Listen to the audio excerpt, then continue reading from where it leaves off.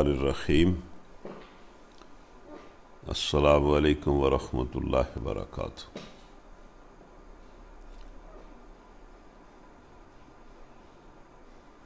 خواتین و حضرات،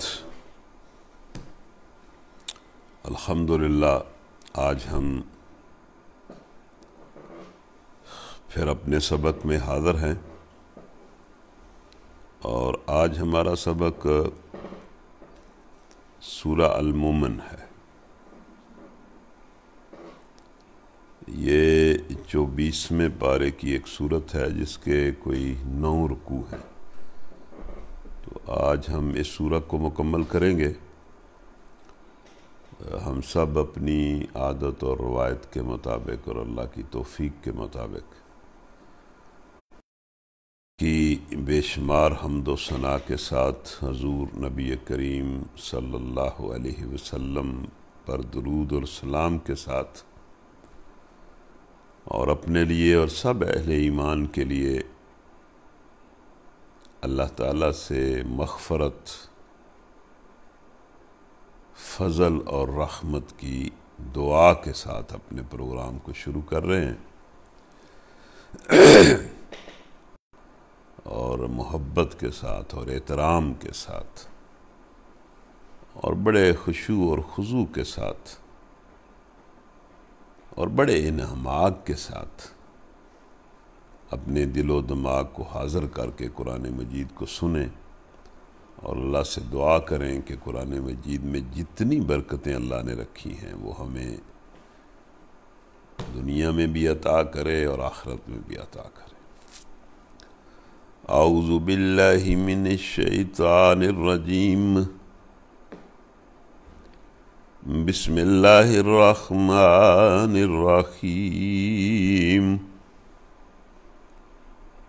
حامیم، تنزیل الکتاب من اللہ العزیز العلیم،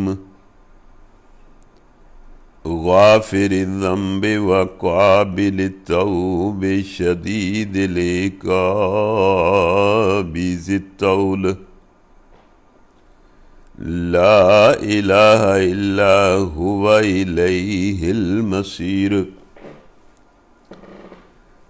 ما یجادل فی آیات اللہ الا الذین کفروا فلا یغررک تقلبهم فی البلاد، کذبت قبلهم قوم نوح والاحزاب من بعدهم، وحمت كل أمة برسولهم ليأخذوه وجادلوا بالباطل ليدحضوا به الحق فأخذتهم فكيف كان عقاب، وَكَذَلِكَ حَقَّتْ كَلِمَةُ رَبِّكَ عَلَى الَّذِينَ كَفَرُوا أَنَّهُمْ أَصْحَابُ النَّارِ۔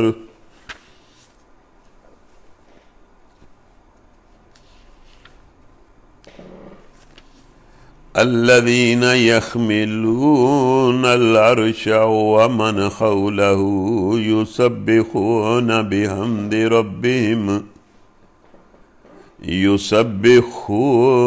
بحمد ربهم ويؤمنون به ويستغفرون للذين آمنوا ربنا وسعت كل شيء رحمة وعلما فاغفر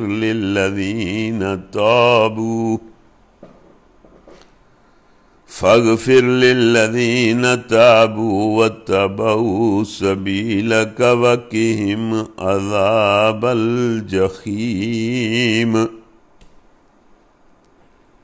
ربنا وادخلهم جنات عدن التي وعدتهم ومن صلح من آبائهم وَمَنْ صَلَحَ مِنْ آبَائِهِمْ وَأَزْوَاجِهِمْ وَذُرِّيَّاتِهِمْ إِنَّكَ أَنْتَ الْعَزِيزُ الْحَكِيمُ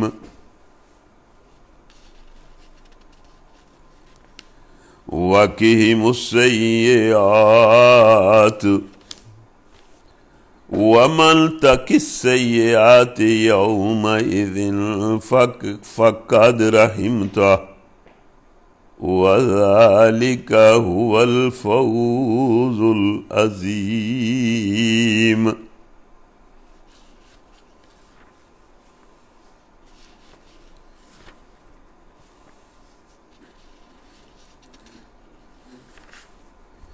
قرآن مجید اتنا عظیم کلام ہے اور اتنی اس کے اندر وسعت ہے اور گہرائی ہے، اور اس کی ایک ایک آیت ہی اپنے اندر پتہ نہیں بیش بہا مفاہیم بھی رکھتی ہے، اور پھر خزانے بھی رکھتی ہے، اور برکتیں بھی رکھتی ہے۔ اس لیے یہ کہنا تو بالکل مشکل ہے کہ بھئی اس کی کسی صورت کا کوئی خاص طور پر یہی عنوان ہے، اس کے علاوہ اس میں کوئی بات نہیں ہے۔ اس میں تو ایک ایک آیت کے اندر بڑی باتیں ہیں۔ امام غزالی کا ایک قول ہے کہ قرآن مجید کی ایک آیت کے 1000 مطلب ہو سکتے ہیں، اور 1000 ہی مختلف ہو سکتے ہیں، اور 1000 ہی ٹھیک بھی ہو سکتے ہیں۔ تو اب جو کلام اتنا وسیع ہے، اس کی کسی صورت کو کسی ایک مضمون کے اندر، عنوان کے اندر بند کرنا تو بڑا مشکل ہے۔ لیکن یہ جو صورت ہے، اس کا جو نام ہے مومن، اس میں فرعون کی قومی اسمبلی یا فرعون کا جو سینٹ تھا، یا فرعون کا جو اپنا دربار تھا، اور اس دربار میں جو اس کے خاص خاص لوگ تھے، ان کی ایک کارروائی اس میں بیان ہوئی ہے، اور اس کارروائی میں فرعون نے اپنی اسمبلی سے غصے میں آ کر یہ کہا ہے کہ چھوڑو مجھے، میں موسیٰ کو قتل کرتا ہوں۔ تو اسی اسمبلی میں بیٹھا ہوا ایک بندہ اٹھ کھڑا ہوتا ہے، جس کے بارے میں پہلے تو آتا ہے کہ اس نے اپنا ایمان چھپایا ہوا تھا۔ وہ تھا تو موسیٰ علیہ السلام پر ایمان لا چکا تھا، مومن تھا، لیکن اس نے اپنا ایمان چھپایا ہوا تھا۔ لیکن بہرحال وہ اس اسمبلی کا اہم آدمی تھا، اسی لیے وہاں موجود تھا، اور اٹھ کھڑا ہوا، اور اٹھ کر اس نے ایک تقریر کی۔ اس کی ساری تقریر جو ہے وہ سورہ مومن کے اندر موجود ہے، ابھی آپ سنیں گے۔ میرا خیال ہے کہ اس تقریر کے بارے میں یہ کہا جا سکتا ہے کہ نبی صلی اللہ علیہ وسلم کی یہ جو حدیث ہے کہ افضل جہاد ظالم بادشاہ کے سامنے کلمہ حق کہنا ہے، اور یہ واقعی بہت افضل جہاد ہے کہ کوئی بادشاہ ہو اور وہ ظالم ہو، اور کوئی بندہ اٹھ کے اس کے سامنے حق کا کلمہ کہے، اور وہ سارا حق اس بادشاہ کے خلاف جاتا ہو۔ یہ جہاد بہت کم لوگوں نے کیا ہے۔ تلوار سے جہاد کرنا، بندوق سے جہاد کرنا، میدان جنگ میں جہاد کرنا یہ آسان ہے، لیکن کسی ظالم بادشاہ کی آنکھوں میں آنکھیں ڈال کر ایسی سچی بات کرنا جو اس کے ذہن، اس کے نظریے، اس کے مفاد، اس کی حکومت، اس کے اقتدار کے خلاف ہو، یہ جہاد واقعی بہت مشکل ہے، اور اسی لیے نبی صلی اللہ علیہ وسلم نے اسے فرمایا ہے کہ یہ افضل جہاد ہے۔ اس صورت میں اس بندہ مومن کی جو تقریر آتی ہے وہ اس افضل جہاد کا اعلیٰ نمونہ ہے۔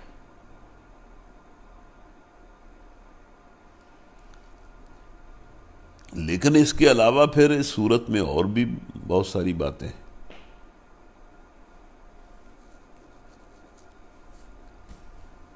یہ جو پہلا رکوع ہم نے پڑھا ہے، یہ آپ یوں سمجھیں کہ اس کاروائی کے ذکر اور اس بندہ مومن کی اس تقریر اور اس جہاد کے ذکر سے پہلے، یعنی یہ چند آیتیں جو ہیں پہلے رکوع کی، یہ تمہید ہے اس صورت کی، اور یہ بھی اس تمہید میں بھی بڑا جلال ہے۔ اللہ فرماتا ہے حامیم، اس کتاب کا نزول اللہ کی طرف سے ہے۔ اچھا، یہ بات تو اللہ بڑی کرتا ہے۔ مشرکین اس کا انکار کر رہے تھے، اور دنیا والے اس کا انکار کرتے ہیں، اس کی طرف توجہ نہیں کرتے، لیکن بار بار اللہ کہتا ہے کہ اوش کے ناخن لو، یہ اللہ رب العالمین کی کتاب ہے، یہ اس کی آرڈر بک ہے، اس نے انسانوں کی طرف بھیجی ہے، یہ اس کا وہ نظام حیات ہے جو اس نے انسانوں کے لیے پسند کیا ہے، تجویز کیا ہے، اور اس نے انسانوں کی طرف بھیجا ہے۔ اس کا انکار کرنا مطلب ایسا نہیں ہے کہ بھئی کوئی انکار کر دے گا تو ٹھیک ہے، اس نے انکار کر دیا، اور کوئی مان لے گا تو اس نے مان لیا۔ جو انکار کرے گا وہ بہت بڑے بادشاہ کے آرڈر اور حکم کا انکار کرے گا، اور جو مان لے گا وہ بھی بہت بڑے بادشاہ کے سامنے سجدہ ریز ہوگا، اور ان دونوں کا جو انجام ہے وہ ضرور سامنے آئے گا۔ تو اس کتاب کا نزول اللہ کی طرف سے ہے، جو زبردست ہے، سب کچھ جاننے والا ہے، گناہ معاف کر دینے والا ہے، توبہ قبول کرنے والا ہے، سخت سزا دینے والا ہے، اور بڑا صاحب فضل ہے۔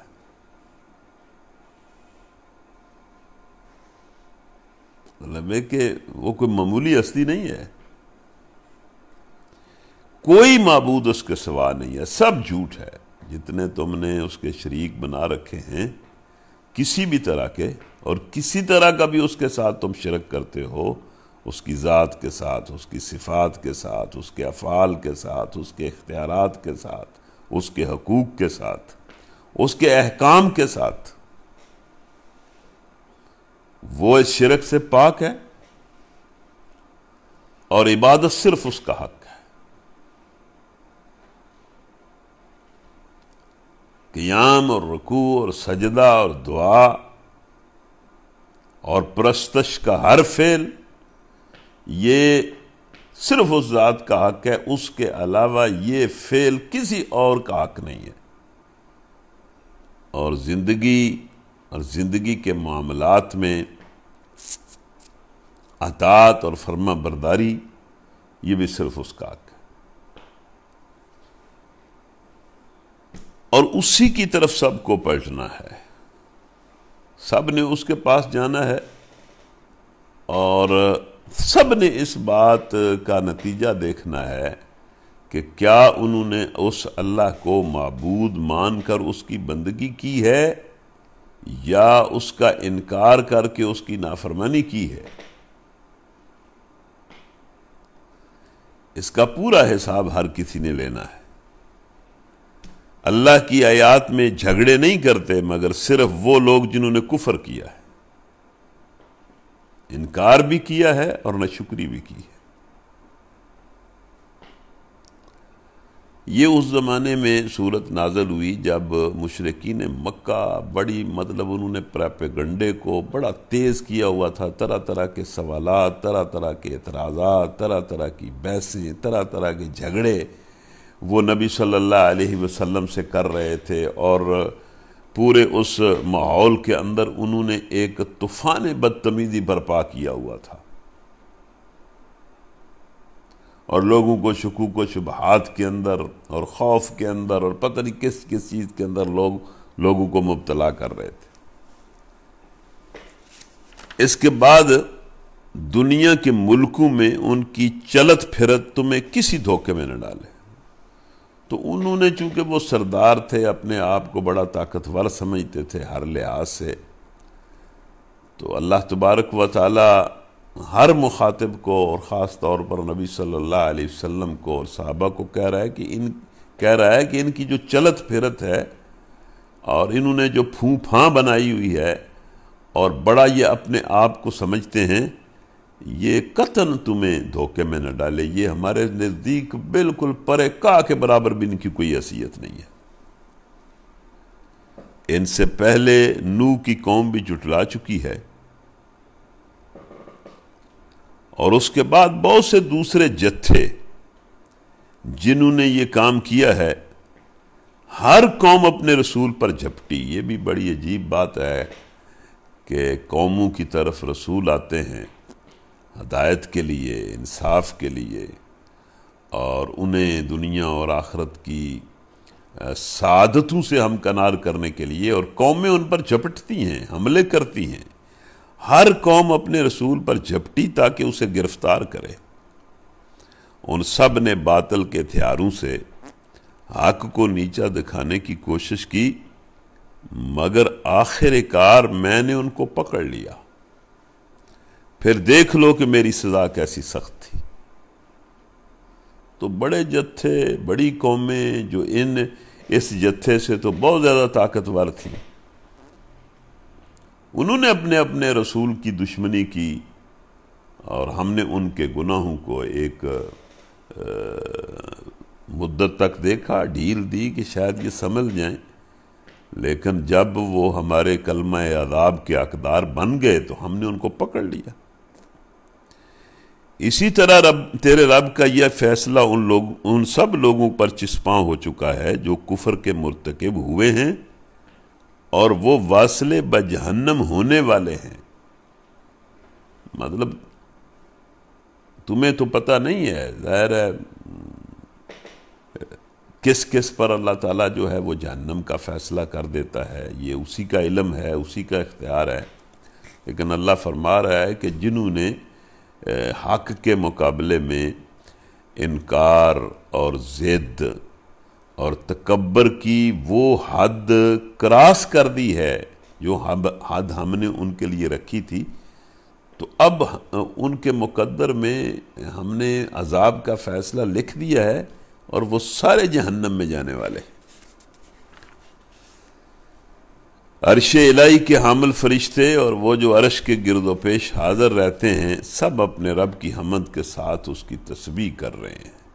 سبحان اللہ و بحمدہ سبحان اللہ العظیم، سبحان اللہ و بحمدہ سبحان اللہ العظیم، سبحان اللہ و بحمدہ سبحان اللہ العظیم۔ کائنات کی ہر چیز اللہ کی پاکی بیان کر رہی ہے، اور ہر چیز جانتی ہے کہ میں نے کس طرح اللہ کی پاکی بیان کرنی ہے۔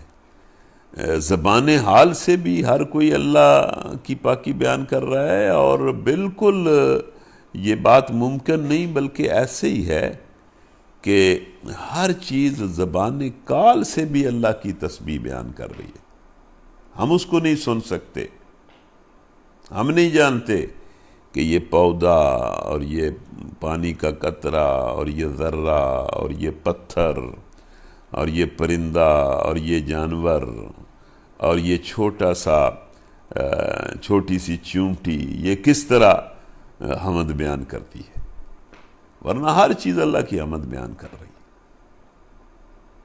ہر چیز اللہ کی مخلوق ہے، اس کی مطیع فرمان ہے، توہن کرہن ہر کوئی اس کا مسلم ہے، اور فرشتے بھی اس کی تسبیح بیان کرتے ہیں۔ فرشتوں کی تسبیح کا ذکر قرآن مجید میں بڑا آتا ہے کہ وہ اس کی تسبیح بیان کرتے ہیں اور تھکتے نہیں ہیں۔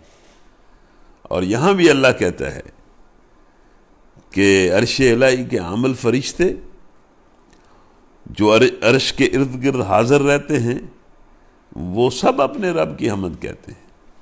تو پوری کائنات کے ساتھ مل کر اور ان فرشتوں کے ساتھ مل کر اور بہت سارے جنوں اور انسانوں کے ساتھ مل کر ہم بھی اللہ کی پاکی بیان کرتے ہیں اور اس کی حمد کہتے ہیں۔ اللہ تعالی ہماری طرف سے اس حمد و ثنا کو قبول کرے اور ہمیں یہ توفیق دے کہ ہم جہاں اپنی زبان سے اس کی پاکی بیان کرتے ہیں اور حمد کہتے ہیں، اپنی پوری زندگی میں اپنے عمل کے ذریعے اور اپنے رویے کے ذریعے بھی ہم اسی کی پاکی بیان کریں اور اس کی حمد کہیں۔ سبحان اللہ و بحمدہ سبحان اللہ العظیم۔ وہ فرشتے اس پر ایمان رکھتے ہیں اور ایمان لانے والوں کے حق میں دعائے مغفرت کرتے رہتے ہیں۔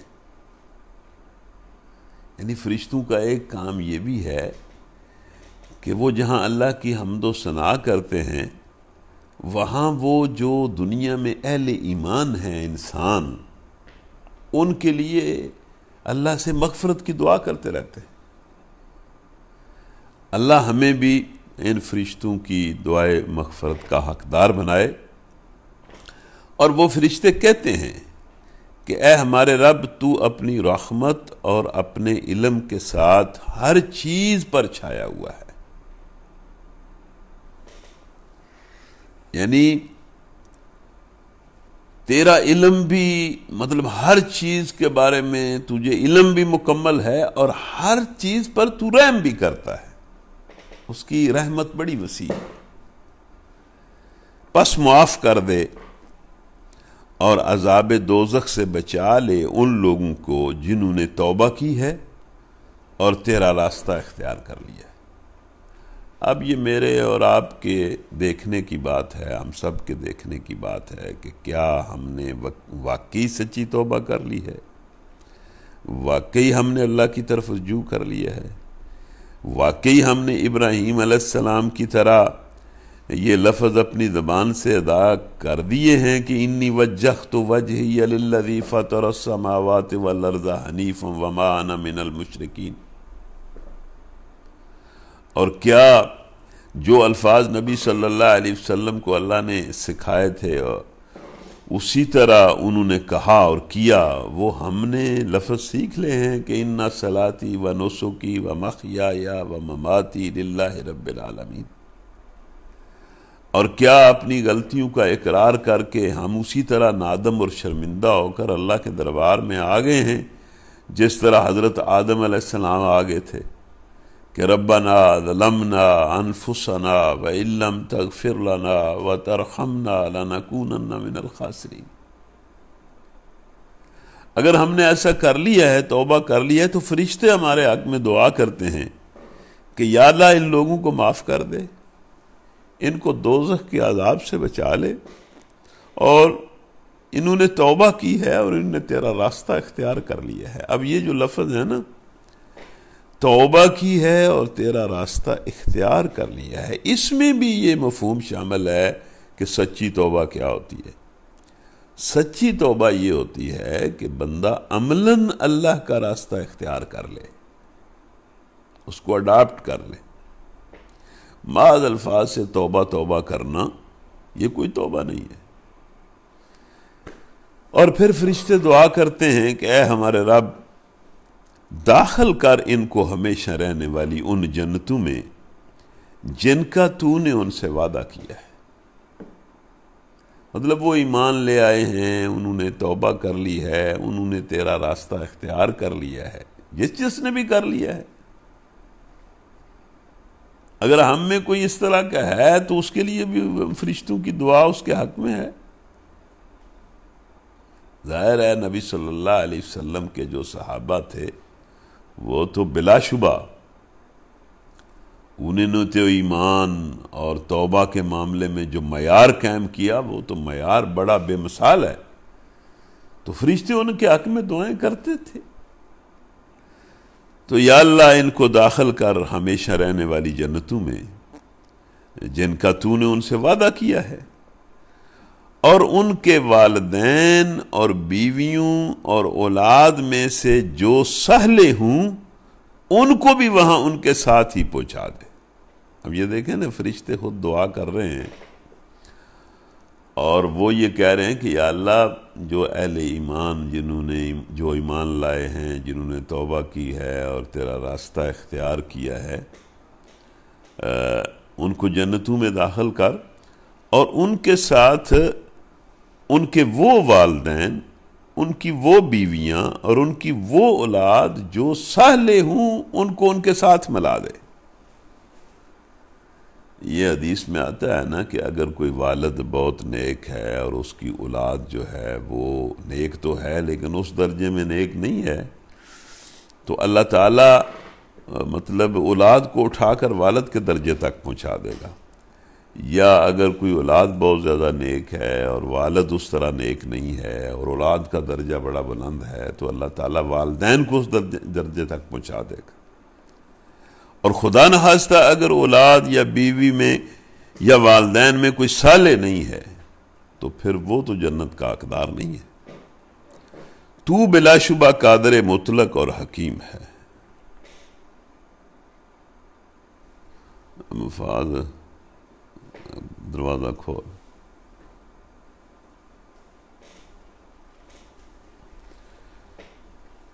تو بلا شبہ قادر مطلق اور حکیم ہے۔ اور پھر وہ یہ دعا کرتے ہیں کہ بچا دے ان کو برائیوں سے، سیئات سے، اور جس کو تو نے قیامت کے دن برائیوں سے بچا دیا اس پر تو نے بڑا رحم کیا، یہ بہت بڑی کامیابی ہے۔ تو یہ دعا فرشتے اہل ایمان کے حق میں اللہ سے کرتے ہیں۔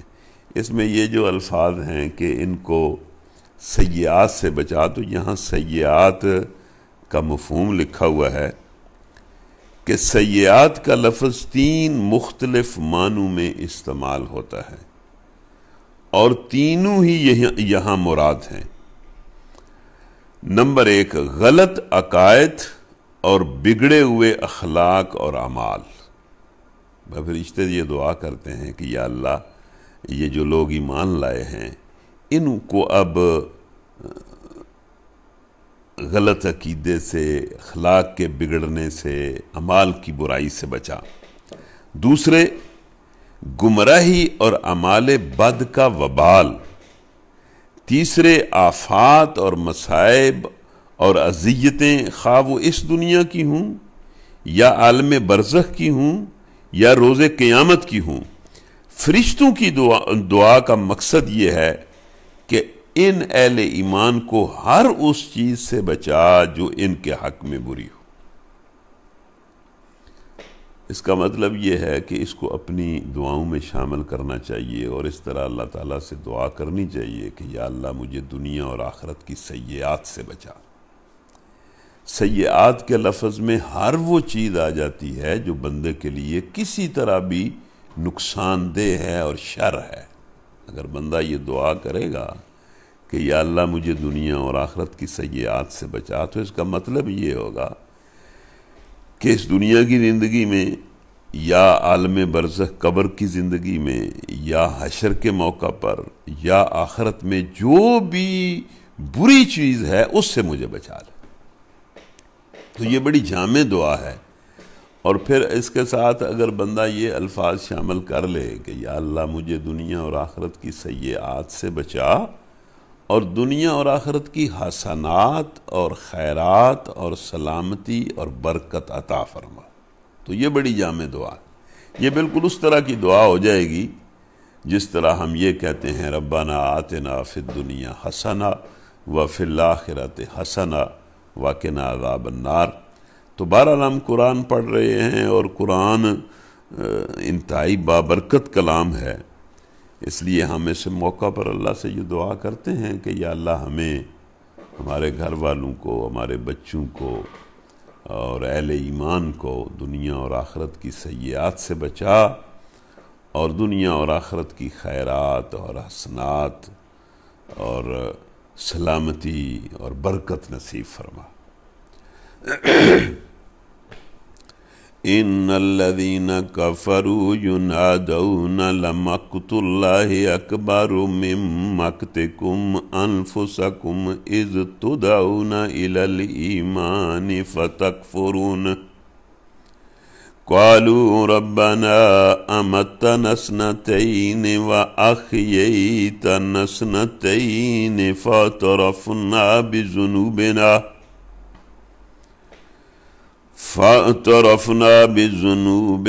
فهل إلى خروج من سبيل ذلكم بأنه إذا دعي الله وحده كفرتم وإن يشرك به تؤمنوا فالحكم لله العلي الكبير هو الذي يريكم آياته وينزل لكم من السماء رزقا وما يتذكر إلا من ينيب فادعوا الله مخلصين له الدين ولو كره الكافرون رفيع الدرجات ذو العرش یلقی الروح من امرہ علی من یشاء من عبادہ لینذر یوم الطلاق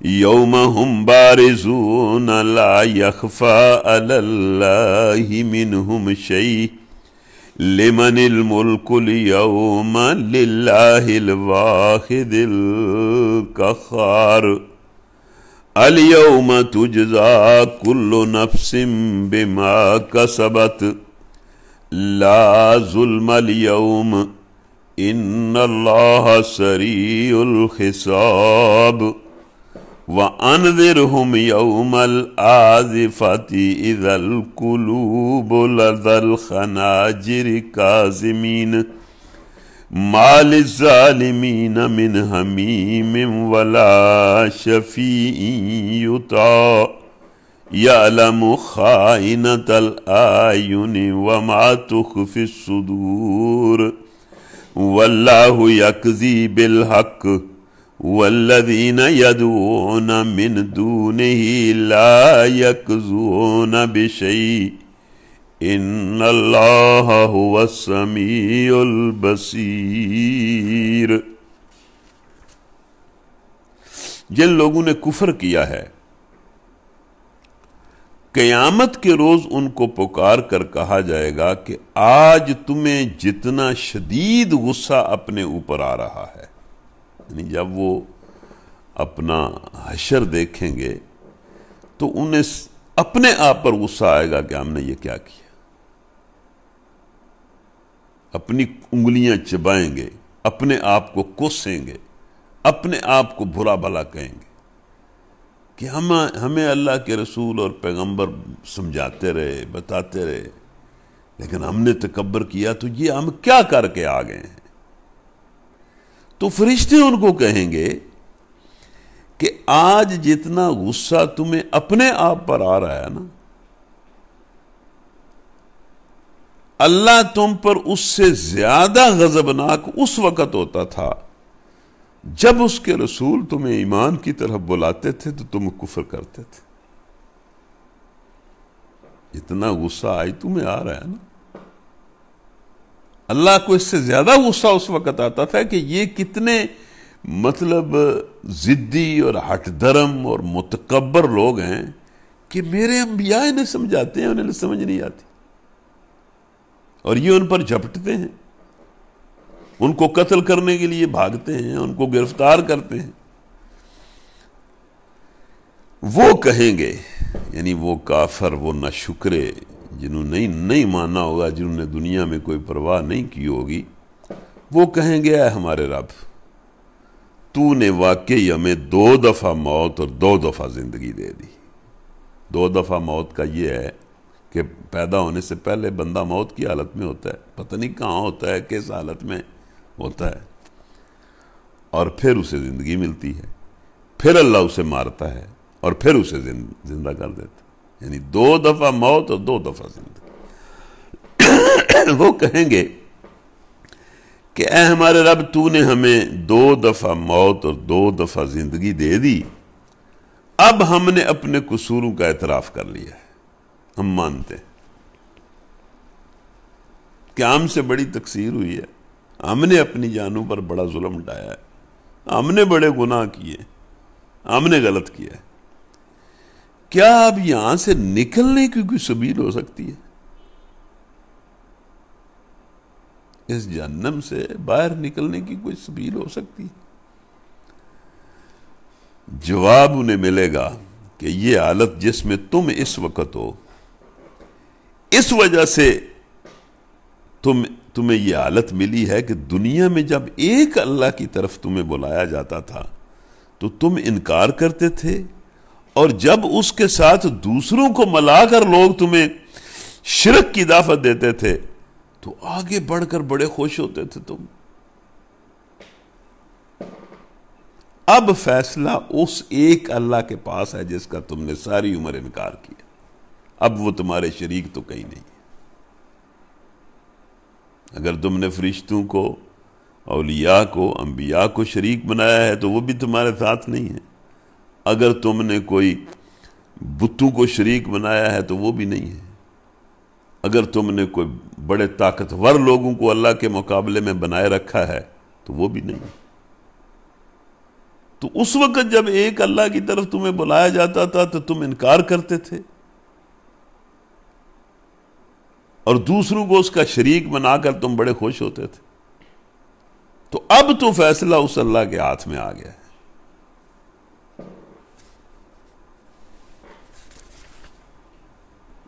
یعنی فیصلہ اب اسی ایک اللہ کے ہاتھ میں ہے جس کی خدائی پر تم راضی نہ تھے،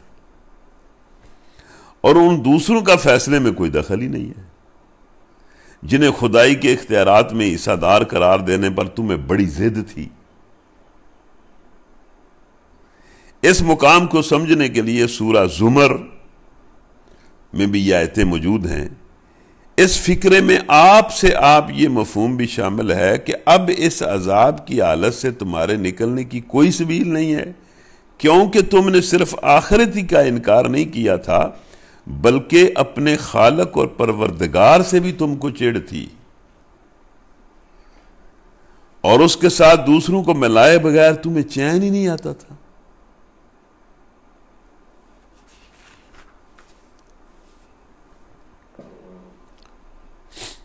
وہی ہے جو تم کو اپنی نشانیاں دکھاتا ہے اور آسمان سے تمہارے لیے رزق نازل کرتا ہے، مطلب دائیں بائیں اس کی قدرت کی نشانیاں ہیں۔ وہی نہیں ہے جو اوپر سے بارش برساتا ہے اور تمہارے لیے رزق نکالتا ہے، اور رزق کا اس نے نظام بنایا ہوا ہے، مگر ان نشانیوں سے سبق صرف وہی شخص لیتا ہے جو اللہ کی طرف رجوع کرنے والا ہو۔ پس اے رجوع کرنے والو، اللہ ہی کو پکارو، اپنے دین کو اس کے لیے خالص کر کے، خواہ تمہارا یہ کام کافروں کو کتنا برا لگے۔ کہو قل یا ایھا الکافرون لا اعبد ما تعبدون ولا انتم عابدون ما اعبد ولا انا عابد ما عبدتم ولا انتم عابدون ما اعبد لکم دینکم ولی دین۔ ان کو صاف صاف کہہ دو کہ ہم نے تو پوری زندگی میں ایک اللہ کو اپنا الہ بنا لیا ہے، اور زندگی کا ہر کام اس کے حکم کے مطابق کرتے ہیں، اور اس کے ساتھ کسی کو کسی طرح بھی ذرا بر شریک نہیں کرتے۔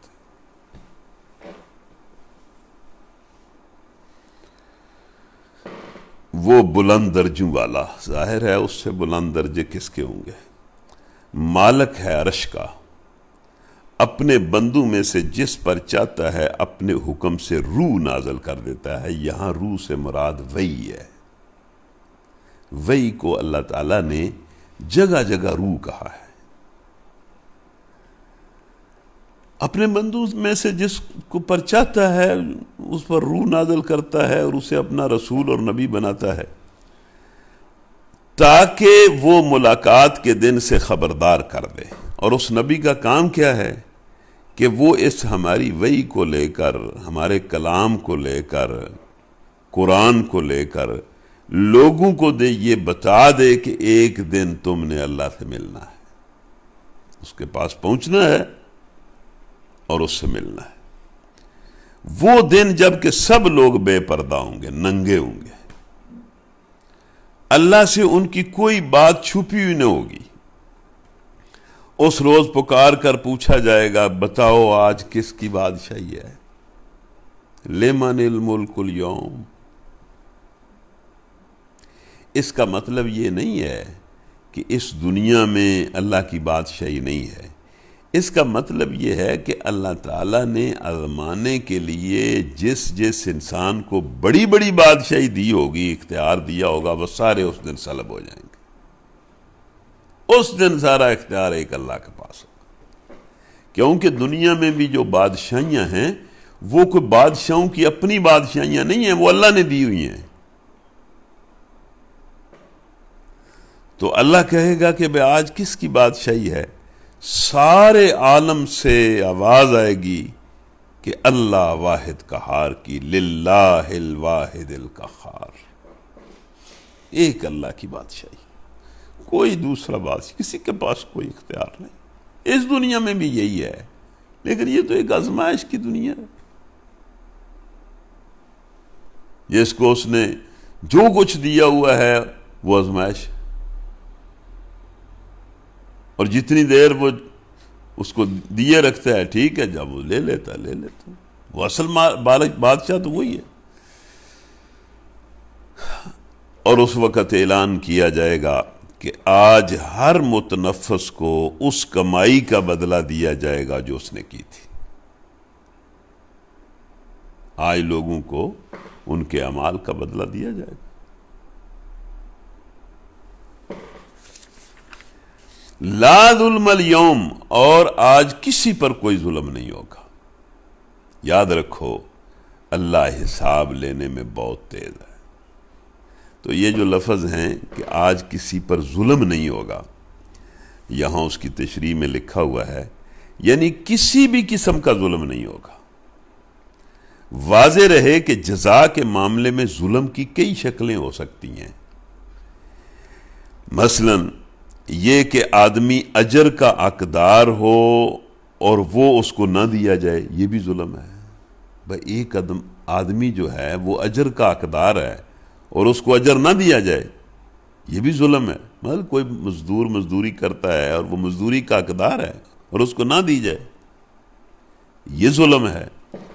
دوسرا یہ ظلم ہے کہ وہ جتنے اجر کا حقدار ہے اس سے کم اسے دیا جائے۔ تیسرے یہ کہ وہ سزا کا مستحق نہ ہو اور اس کو سزا دے ڈالی جائے، یہ بھی ظلم ہے۔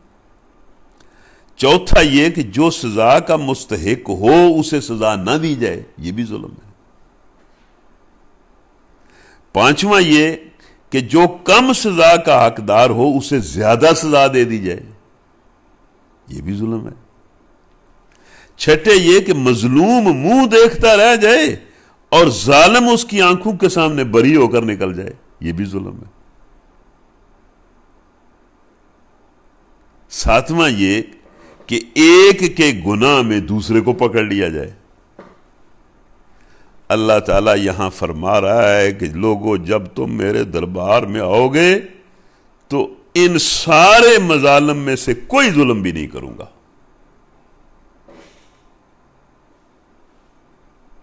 جو جس کا حقدار ہوگا اسے وہ دے دوں۔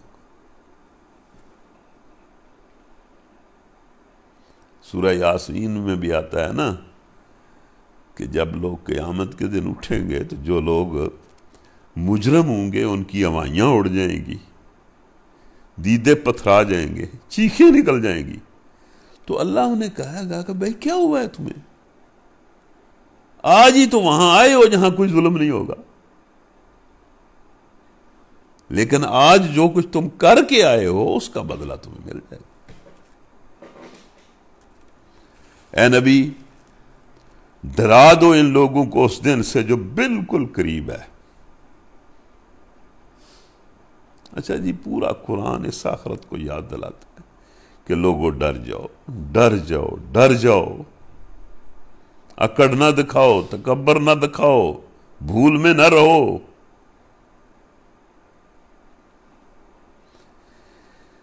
اے نبی ڈرا دو ان لوگوں کو اس دن سے جو بالکل قریب ہے۔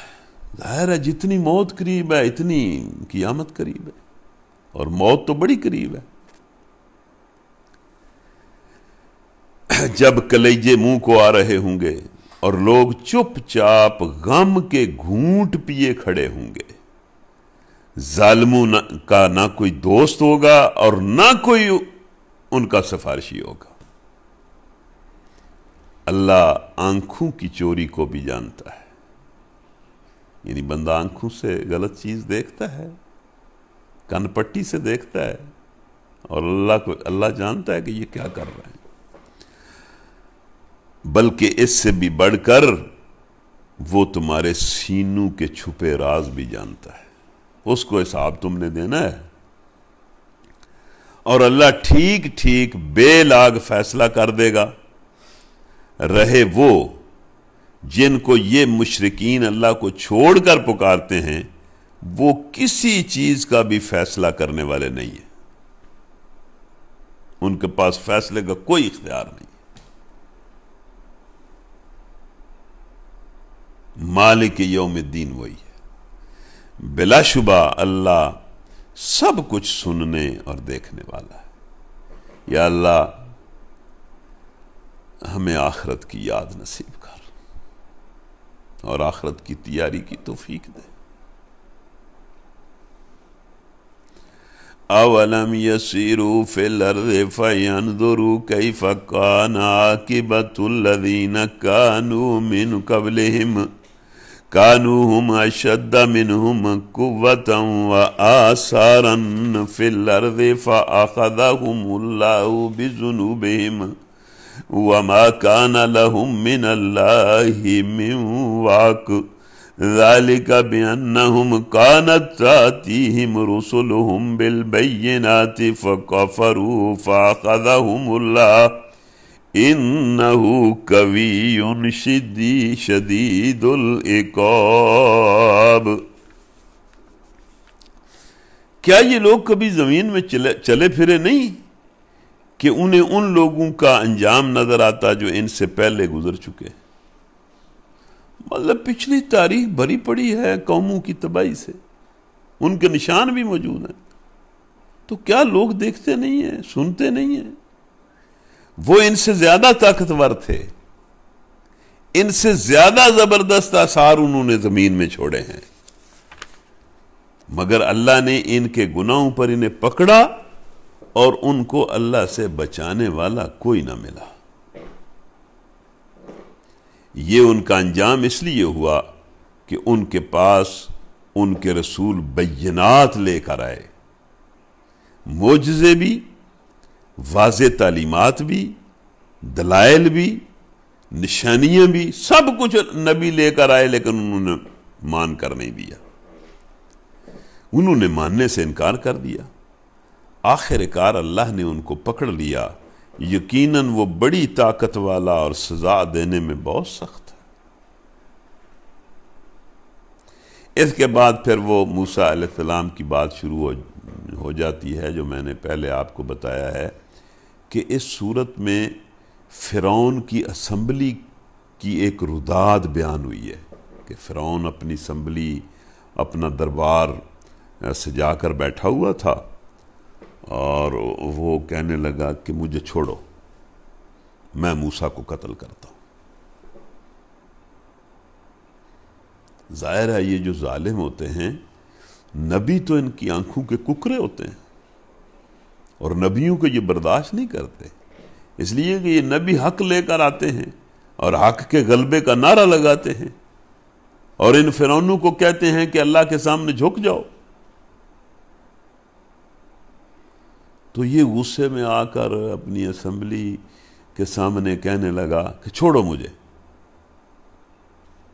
جس طرح یہاں بھی کہتے ہیں چھڈو میں علاج کرنا، تو کہتا ہے چھوڑو میں موسیٰ کو قتل کرتا ہوں۔ تو ایک بندہ اٹھ کھڑا ہوا، اور اس نے تقریر کی۔ میں نے آپ کو بتایا ہے کہ اس کی تقریر نبی صلی اللہ علیہ وسلم کی اس حدیث کے عین مطابق ہے کہ افضل جہاد ظالم حکمران کے سامنے حق بات کرنا ہے۔ اس نے فرعون جیسے ظالم کے سامنے اٹھ کر حق بات کی، اس نے کمال کر دیا۔ اسی لیے اللہ تعالیٰ نے قرآن میں اس کا ذکر کیا ہے اور پوری اس کی تقریر نقل کی۔ تو اس کے بعد وہ جو موسیٰ علیہ السلام کا ذکر ہے فرعون کا، وہ شروع ہو جاتا ہے۔ وَلَقَدْ أَرْسَلْنَا مُوسَىٰ بِآيَاتِنَا وَسُلْطَانٍ مُّبِينٍ إِلَىٰ فِرْعَوْنَ وَهَامَانَ وَقَارُونَ فَقَالُوا سَاحِرٌ كَذَّابٌ فَلَمَّا جَاءَهُم بِالْحَقِّ مِنْ عِندِنَا قَالُوا اقْتُلُوا أَبْنَاءَ الَّذِينَ آمَنُوا مَعَهُ وَاسْتَحْيُوا نِسَاءَهُمْ وَمَا كَيْدُ الْكَافِرِينَ إِلَّا فِي ضَلَالٍ وَقَالَ فِرْعَوْنُ ذَرُونِي أَقْتُلْ مُوسَىٰ وَلْيَدْعُ رَبَّهُ إِنِّي أَخَافُ أَن يُبَدِّلَ دِينَكُمْ أَوْ أَن يُظْهِرَ فِي الْأَرْضِ الْفَسَادَ وَقَالَ مُوسَىٰ إِنِّي عُذْتُ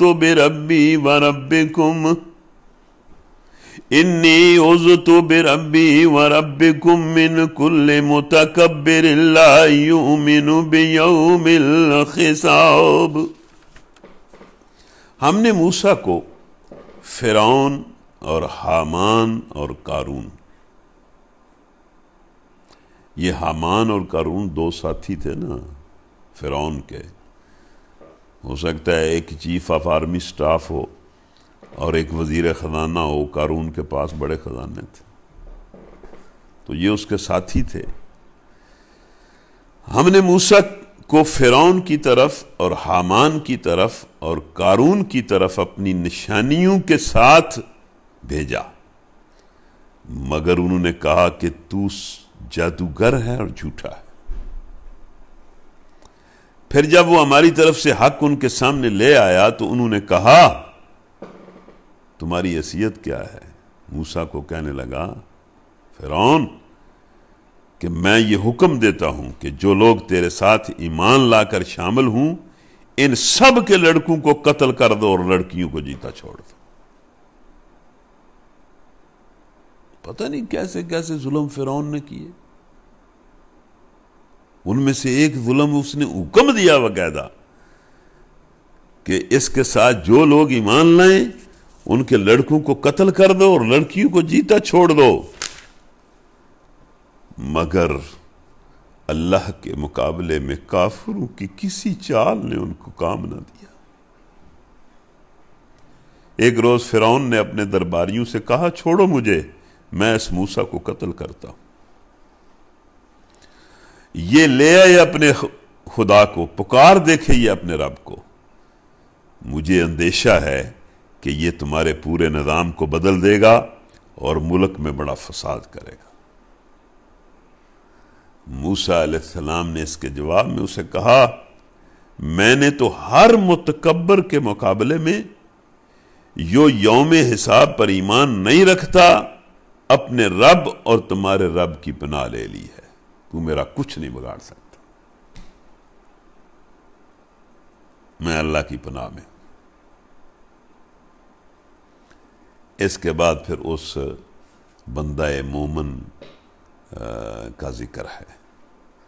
وَقَالَ رَجُلٌ مُؤْمِنٌ مِّنْ آلِ فِرْعَوْنَ يَكْتُمُ إِيمَانَهُ وَتَقْتُلُونَ رَجُلًا أَن يَقُولَ رَبِّيَ اللَّهُ وَقَدْ جَاءَكُم بِالْبَيِّنَاتِ مِن رَّبِّكُمْ وَإِن يَكُ كَاذِبًا فَعَلَيْهِ كَذِبُهُ وَإِن يَكُ صَادِقًا يُصِبْكُم بَعْضُ الَّذِي يَعِدُكُمْ إِنَّ اللَّهَ لَا يَهْدِي مَنْ هُوَ مُسْرِفٌ كَذَّابٌ يَا قَوْمِ لَكُمُ الْمُلْكُ الْيَوْمَ ظَاهِرِينَ فِي الْأَرْضِ فَمَن يَنصُرُنَا مِن بَأْسِ اللَّهِ إِن جَاءَنَا قَالَ فِرْعَوْنُ مَا أُرِيكُمْ إِلَّا مَا أَرَىٰ وَمَا أَهْدِيكُمْ إِلَّا سَبِيلَ الرَّشَادِ۔ وہ بندہ مومن اٹھ کھڑا ہوتا ہے لیکن اس نے اپنا ایمان چھپایا ہوا ہے۔ فرعون اور اعیان سلطنت کو یہ پتہ نہیں ہے کہ یہ بندہ مومن ہو چکا ہے۔ وہ اٹھتا ہے اور اٹھ کر اپنی بات کرتا ہے۔ اس موقع پر آل فرعون میں سے، یعنی وہ جو بندہ تھا وہ موسیٰ علیہ السلام کی برادری اور نسل سے نہیں تھا بلکہ آل فرعون سے تھا۔ یہ بڑا ایک عجیب معاملہ ہے نا کہ قارون کے بارے میں آتا ہے کہ قارون موسیٰ علیہ السلام کا سکا چچا زاد بھائی تھا اور فرعون کے ساتھ مل گیا تھا، اور ادھر فرعون کا اپنا بندہ موسیٰ علیہ السلام کے ساتھ مل گیا۔ یہ اللہ کے کام ہے۔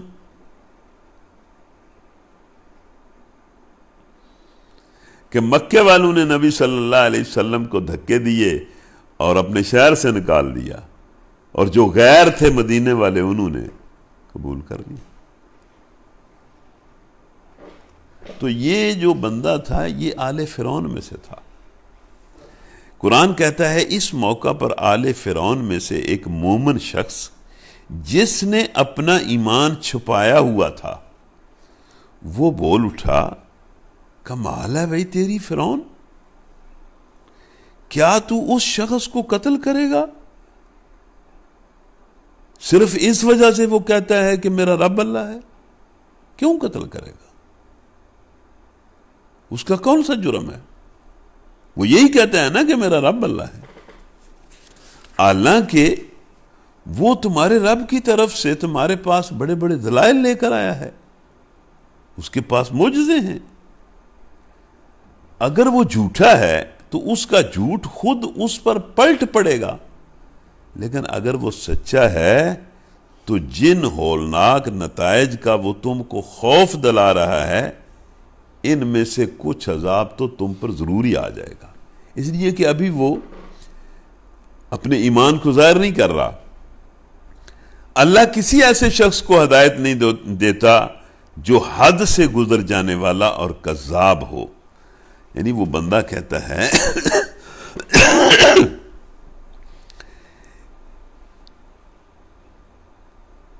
کہ ایک ہی شخص کی ذات میں راست روی جیسی خوبی اور جھوٹ جمع نہیں ہو سکتے۔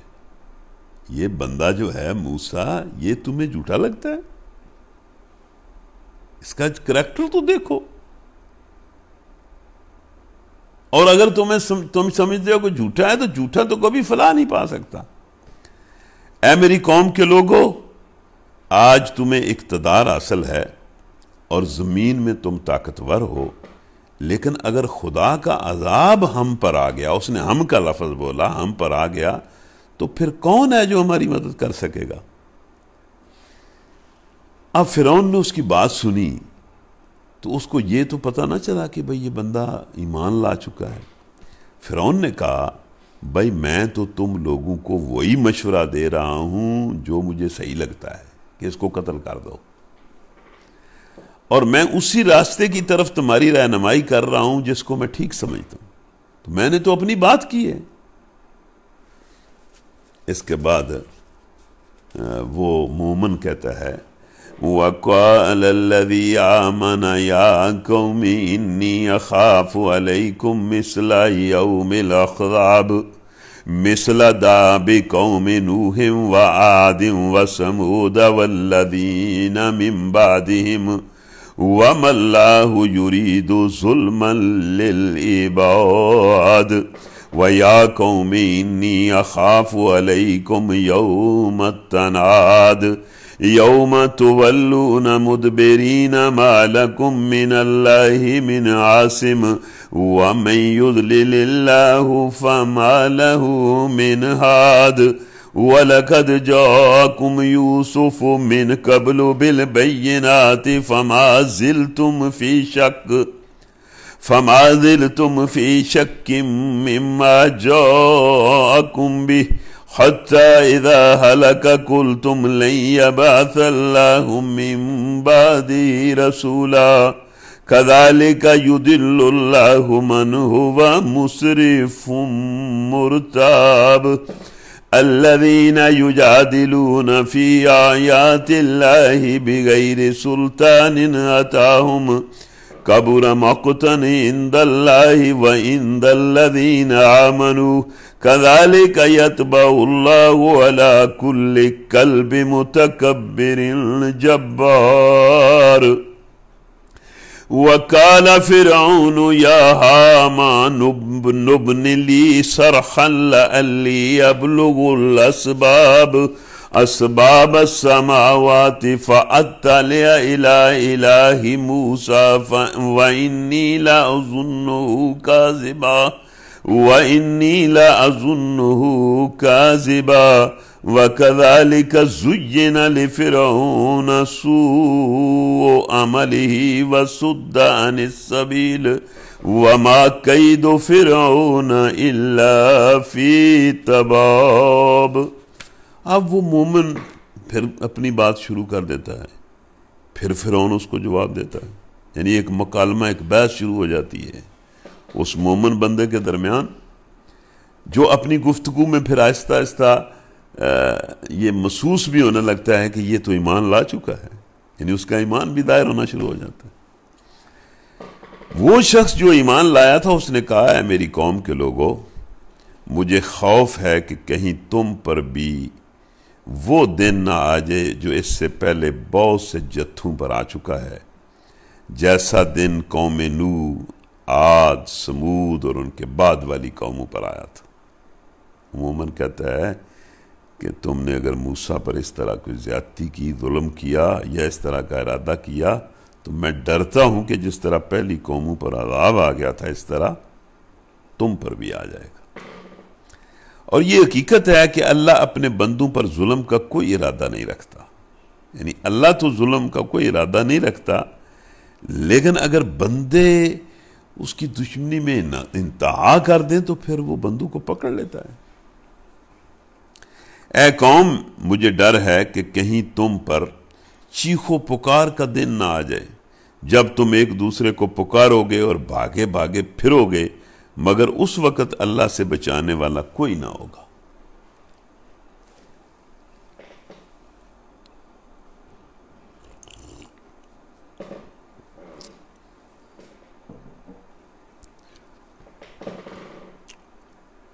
سچ یہ ہے کہ جسے اللہ بھٹکا دے اسے پھر کوئی راستہ دکھانے والا نہیں ہوتا۔ اس سے پہلے یوسف علیہ السلام تمہارے پاس بینات لے کر آئے تھے۔ ظاہر ہے یوسف علیہ السلام نے مصر میں بڑی حکومت بھی کی، وہ اللہ کے نبی تھے، مگر تم ان کی لائی ہوئی تعلیم کی طرف سے بھی شک میں پڑے رہے۔ پھر جب ان کا انتقال ہو گیا تو تم نے کہا کہ اب ان کے بعد اللہ کوئی رسول نہیں بھیجے گا۔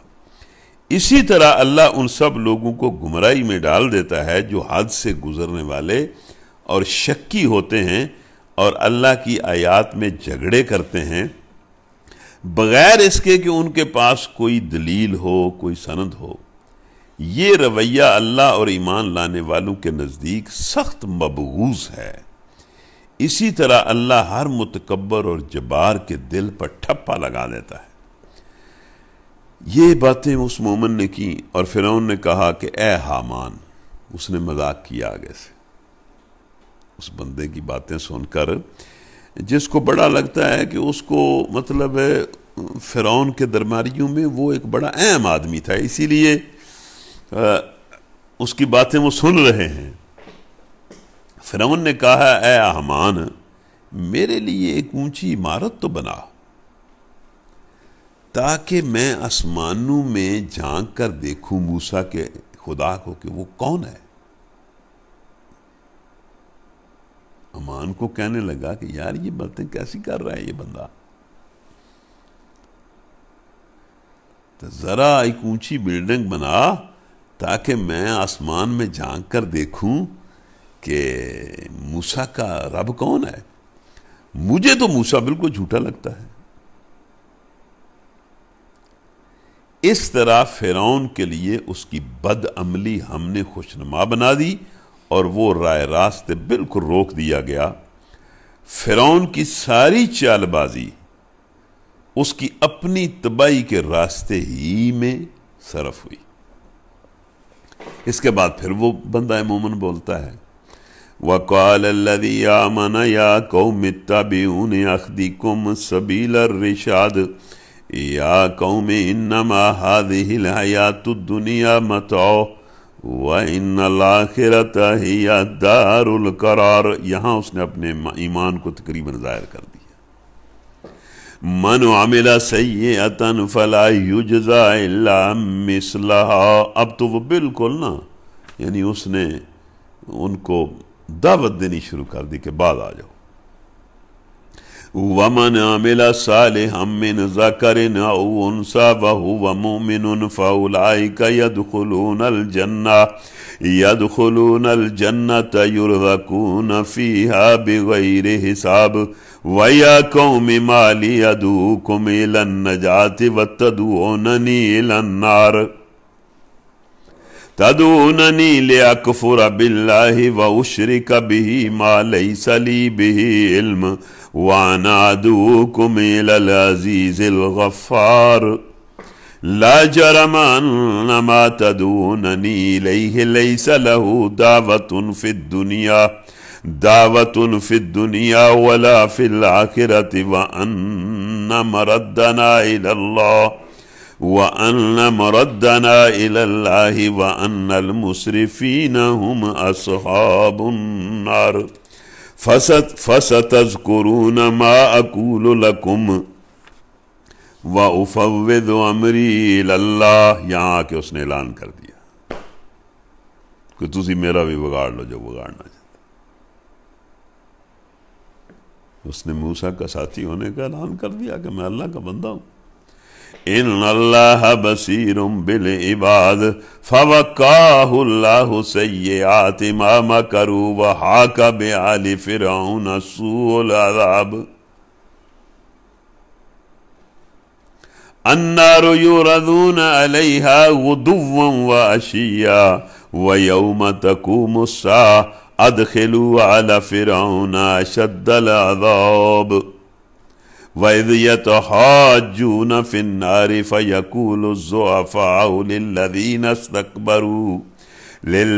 اسْتَكْبَرُوا إِنَّا كُنَّا لَكُمْ تَبَعًا فَهَلْ أَنْتُمْ مُغْنُونَ عَنَّا نَصِيبًا مِّنَ النَّارِ قَالَ الَّذِينَ اسْتَكْبَرُوا إِنَّا كُلٌّ فِيهَا إِنَّ اللَّهَ قَدْ حَكَمَ بَيْنَ الْعِبَادِ وَقَالَ الَّذِينَ فِي النَّارِ لِخَزَنَةِ جَهَنَّمَ ادْعُوا رَبَّكُمْ يُخَفِّفْ عَنَّا يَوْمًا مِّنَ الْعَذَابِ قَالُوا أَوَلَمْ تَكُ تَأْتِيكُمْ رُسُلُكُمْ بِالْبَيِّنَاتِ قَالُوا بَلَىٰ قَالُوا فَادْعُوا وَمَا دُعَاءُ الْكَافِرِينَ إِلَّا فِي ضَلَالٍ۔ تو اب تو اس نے بالکل یعنی واضح طور پر اپنی قوم کو اللہ کی طرف دعوت دی۔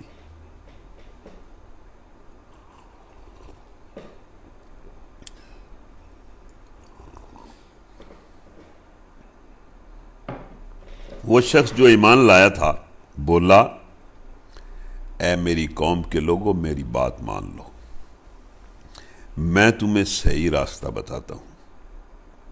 اے قوم یہ دنیا کی زندگی چند روز ہے، ہمیشہ کے قیام کی جگہ آخرت ہے۔ جو برائی کرے گا اس کو اتنا ہی بدلہ ملے گا جتنی اس نے برائی کی ہوگی، اور جو نیک عمل کرے گا خواہ وہ مرد ہو یا عورت بشرطے کہ ہو وہ مومن، ایسے سب لوگ جنت میں داخل ہوں گے۔ اب تو وہ ایک مسلمان کی طرح دعوت دے رہا تھا جہاں ان کو بے حساب رزق دیا جائے گا۔ اے قوم آخر یہ کیا ماجرا ہے کہ میں تم لوگوں کو نجات کی طرف بلا رہا ہوں اور تم لوگ مجھے آگ کی طرف بلا رہے ہو؟ میرے اور تمہارے درمیان بڑا فرق ہے۔ تم مجھے اس بات کی دعوت دیتے ہو کہ میں اللہ سے کفر کروں اور اس کے ساتھ ان ہستیوں کو شریک ٹھہراؤں جنہیں میں نہیں جانتا، حالانکہ میں تمہیں اس زبردست معاف کرنے والے اللہ کی طرف بلا رہا ہوں۔ نہیں، حق یہ ہے اور اس کے خلاف نہیں ہو سکتا کہ جن کی طرف تم مجھے بلا رہے ہو ان کے لیے نہ کوئی دنیا میں دعوت ہے نہ آخرت میں۔ یہ جو ہے نا کہ ان کے لیے نہ کوئی دنیا میں دعوت ہے، اس نے بتوں یا مطلب جن کو انہوں نے اللہ کا شریک بنایا ہوا تھا ان کے بارے میں اس نے کہا کہ ان کے لیے نہ دنیا میں کوئی دعوت ہے نہ آخرت میں۔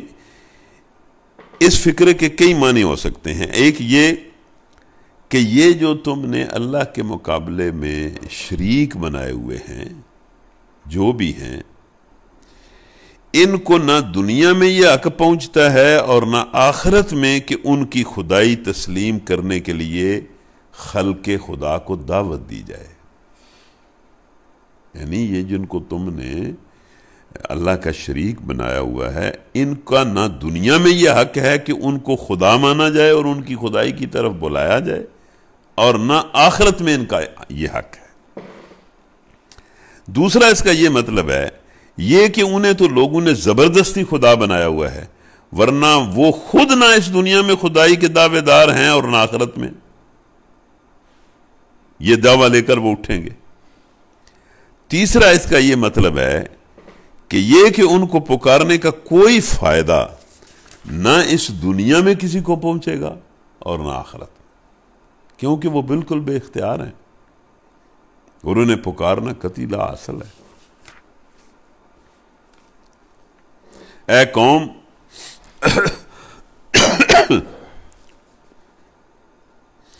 پلٹنا سب کو اللہ ہی کی طرف ہے اور حد سے گزرنے والے آگ میں جانے والے ہیں۔ آج جو کچھ میں کہہ رہا ہوں ان قریب وہ وقت آئے گا جب تم اسے یاد کرو گے اور اپنا معاملہ میں اللہ کے سپرد کرتا ہوں، وہ اپنے بندوں کا نگہبان ہے۔ وَأُفَوِّضُ أَمْرِي إِلَى اللَّهِ إِنَّ اللَّهَ بَصِيرٌ بِالْعِبَادِ۔ تو اس نے اپنے ایمان کو بھی دعوت ظاہر کر دیا اور پوری اسمبلی میں درباریوں کو دعوت بھی دی۔ پھر اللہ کہتا ہے کہ آخر کار ان لوگوں نے اس بندے کے خلاف بڑی چالیں چلی، اس مومن کے خلاف انہوں نے بڑی چالیں چلی۔ اللہ نے ان سب سے اس کو بچا لیا، وہ اس کا کچھ نہ بگاڑ سکے، اور فرعون کے ساتھی خود بدترین عذاب کے پھیر میں آ گئے۔ وہ جو بندہ مومن تھا اس کے خلاف بھی انہوں نے بڑی چالیں چلی، اس کو بڑی اذیت ہوگی اس کا اپنی قوم میں، حاصل وہ کچھ نہ کر سکے۔ دوزخ کی آگ ہے جس کے سامنے صبح و شام وہ پیش کیے جاتے ہیں، فرعون اور اس کے ساتھی، اور جب قیامت کی گھڑی آئے گی تو حکم ہوگا کہ آل فرعون کو شدید ترین عذاب میں داخل کر دو۔ پھر ذرا خیال کرو اس وقت کا جب یہ لوگ دوزخ میں ایک دوسرے سے جھگڑ رہے ہوں گے۔ دنیا میں جو لوگ کمزور تھے وہ بڑے بننے والوں سے کہیں گے کہ ہم تمہارے تابع تھے، اب کیا یہاں تم نار جہنم کی تکلیف کے کچھ حصے سے ہمیں بچا سکتے ہو؟ وہ بڑے لیڈر کہیں گے ہم سب یہاں ایک حال میں ہیں، اور اللہ بندوں کے درمیان فیصلہ کر چکا ہے۔ پھر یہ دوزخ میں پڑے ہوئے لوگ جہنم کے اہلکاروں سے کہیں گے کہ اپنے رب سے دعا کرو ہمارے عذاب میں بس ایک دن کی تخفیف کر دیں۔ وہ جہنم کے اہلکار پوچھیں گے کیا تمہارے پاس تمہارے رسول کھلی کھلی دلیلیں لے کر نہیں آئے تھے؟ وہ کہیں گے بالکل آئے تھے۔ تو پھر وہ اہلکار انہیں کہیں گے پھر تم خود ہی دعا کرو، اور کافروں کی دعا اکارت ہی جانے والی ہے۔ اِنَّا لَنَنْصُرُ رُسُلَنَا وَالَّذِينَ آمَنُوا فِي الْحَيَاةِ الدُّنْيَا وَيَوْمَ يَقُومُ الْأَشْهَادُ يَوْمَ لَا يَنْفَعُ الظَّالِمِينَ مَعْذِرَتُهُمْ وَلَهُمُ اللَّعْنَةُ وَلَهُمْ سُوءُ الدَّارِ وَلَقَدْ آتَيْنَا مُوسَى الْهُدَىٰ وَأَوْرَثْنَا بَنِي إِسْرَائِيلَ الْكِتَابَ ہدی و ذکری لأولی الالباب فاصبر ان وعد اللہ حق واستغفر لذنبک وسبح بحمد ربک بالعشی والابکار ان الذین یجادلون فی آیات اللہ بغیر سلطان اتاہم ان فی صدورہم الا کبر ما ہم ببالغی فاستعذ باللہ انہ هو السمیع البصیر لخلق السماوات والارض اکبر من خلق الناس ولكن اکثر الناس لا يعلمون وما يستوي الأعمى والبصير والذين آمنوا وعملوا الصالحات ولا المسيء قليلا ما تتذكرون ان الساعة لآتية لا ريب فيها ولكن اکثر الناس لا يؤمنون وقال ربكم ادعوني استجب لكم ان الذين يستكبرون عن عبادتي سيدخلون جهنم داخرين۔ یقین جانو کہ ہم اپنے رسولوں اور ایمان لانے والوں کی مدد اس دنیا کی زندگی میں بھی کرتے ہیں اور اس دن بھی کریں گے۔ یہ اللہ کہہ رہا ہے کہ ہم رسولوں اور ایمان لانے والوں کی مدد دنیا میں بھی کرتے ہیں اور اس دن بھی کریں گے۔ جس دن گواہ کھڑے ہوں گے جب ظالموں کو ان کی معذرت کوئی فائدہ نہیں دے گی اور ان پر لعنت پڑے گی اور بدترین ٹھکانہ ان کے حصے میں آئے گا۔ آخر دیکھ لو کہ موسیٰ کی ہم نے رہنمائی کی، یعنی موسیٰ کو ہم نے فرعون کے مقابلے میں بھیج کر ان کے حال پر تو نہیں چھوڑ دیا، ان کی پوری رہنمائی کی اور ان کو بچایا اور ان کو کامیاب کیا اور فرعون کو غرق کر دیا۔ تو ہم نے موسیٰ کی مدد کی۔ یہ ویسے بھی بڑا ایک خیال بھی آتا ہے کہ موسیٰ علیہ السلام ظاہر ہے فرعون کے مقابلے میں تو اسی طرح لگتا ہے نا کہ بھئی ان کے پاس تو کچھ بھی نہیں تھا، لیکن فرعون ان کا کچھ بھی نہیں بگاڑ سکا، کچھ بھی نہیں کر سکا، حتیٰ کہ وہی غرق ہو گیا۔ تو یہ اللہ تعالیٰ کا معاملہ ہے، وہ پتہ نہیں کس طرح بندے کی حفاظت کرتا ہے۔ موسیٰ علیہ السلام نے سال ہا سال اس قوم کے اندر کام بھی کیا، سب کچھ کیا، اور فرعون کو غصہ بھی بڑا تھا لیکن کر کچھ نہیں سکا۔ اور جب وہ ہجرت کے لیے نکلے اور پیچھے فرعون ہو گیا تو اللہ تعالیٰ نے فرعون کو فوجوں سمیت غرق کر دیا اور موسیٰ کو بچا لیا۔ یہ ساری بات کر کے اب نبی صلی اللہ علیہ وسلم کو کہا جا رہا ہے کہ پس اے نبی صبر کرو۔ ان مشرکین مکہ کے مقابلے میں یہ کہانیاں پچھلی سنو اور صبر کرو، اللہ کا وعدہ برحق ہے۔ اور پھر نبی صلی اللہ علیہ وسلم کو اور صحابہ کو اللہ کہتا ہے کہ اپنے قصور کی معافی مانگو، اللہ سے معافی مانگتے ہو۔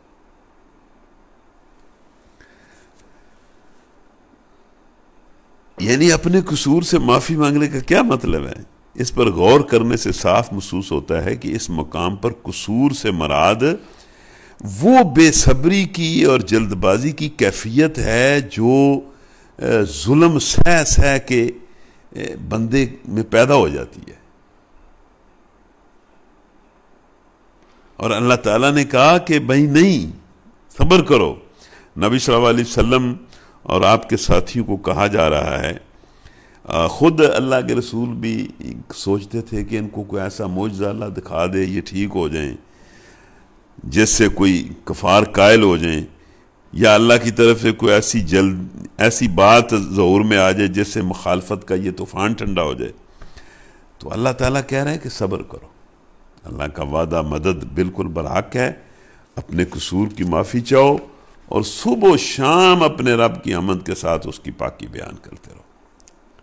حقیقت یہ ہے کہ جو لوگ کسی سند اور حجت کے بغیر جو ان کے پاس آئی ہو اللہ کی آیات میں جھگڑے کر رہے ہیں، ان کے دلوں میں کبر بھرا ہوا ہے، مگر وہ اس بڑائی کو پہنچنے والے نہیں ہیں جس کا انہیں گھمنڈ ہے۔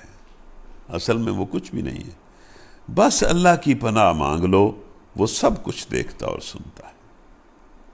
فاستعذ باللہ، یا اللہ ہم سب بھی تیری پناہ میں آتے ہیں، تو سننے والا بھی ہے اور دیکھنے والا بھی۔ آسمانوں اور زمین کا پیدا کرنا انسانوں کو پیدا کرنے کی نسبت بہت ہی ہلکا کام ہے، مگر اکثر لوگ بات سمجھتے نہیں ہیں۔ اور یہ نہیں ہو سکتا کہ اندھا اور آنکھوں والا برابر ہو جائے اور ایماندار اور صالح اور بدکار برابر ہو جائیں۔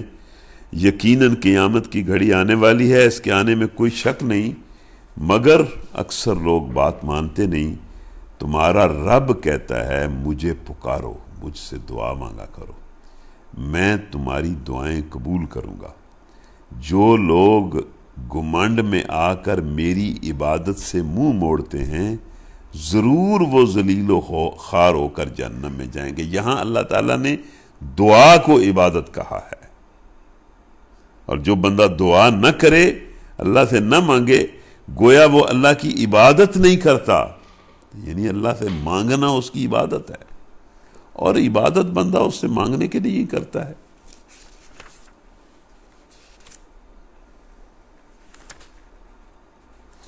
اللہ الذی جعل لکم اللیل لتسکنوا فیہ والنہار مبصرا ان اللہ لذو فضل علی الناس ولکن اکثر الناس لا یشکرون ذالکم اللہ ربکم خالق کل شیء لا الہ الا هو فانا توفکون کذالک یوفک الذین کانوا بآیات اللہ یجحدون اللہ الذی جعل لکم الارض قرارا والسماء بناء وصورکم فاحسن صورکم ورزقکم من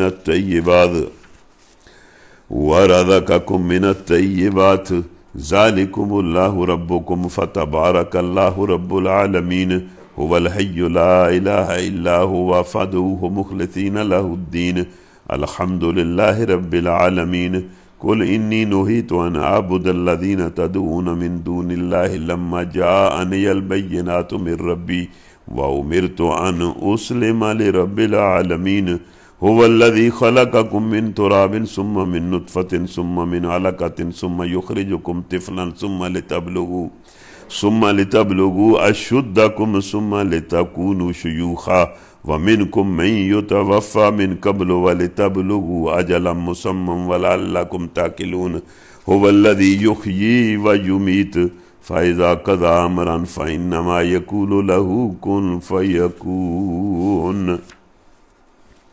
وہ اللہ ہی ہے جس نے تمہارے لیے رات بنائی تاکہ تم اس میں سکون حاصل کر لو اور دن کو روشن کیا۔ حقیقت یہ ہے کہ اللہ لوگوں پر ہر طرح سے بڑا فضل کرتا ہے، مگر اکثر لوگ اس کا شکر نہیں کرتے۔ یہ سارا اس کا فضل ہے۔ وہی اللہ جس نے تمہارے لیے یہ کچھ کیا ہے تمہارا رب ہے، ہر چیز کا خالق ہے، اس کے سوا کوئی عبادت کے لائق نہیں۔ پھر تم کدھر بہکائے جا رہے ہو؟ اسی طرح وہ سب لوگ بہکائے جاتے رہے جو اللہ کی آیات کا انکار کرتے ہیں۔ وہ اللہ ہی ہے جس نے تمہارے لیے زمین کو رہنے کی جگہ بنایا، آسمان کا گنبد بنا دیا، جس نے تمہاری صورت بنائی اور بہت اچھی بنائی، جس نے تمہیں پاکیزہ چیزوں کا رزق دیا۔ وہی اللہ جس کے یہ کام ہیں، وہی تمہارا رب ہے، بے حساب برکتوں والا۔ وہ کائنات کا رب ہے اور وہی زندہ ہے۔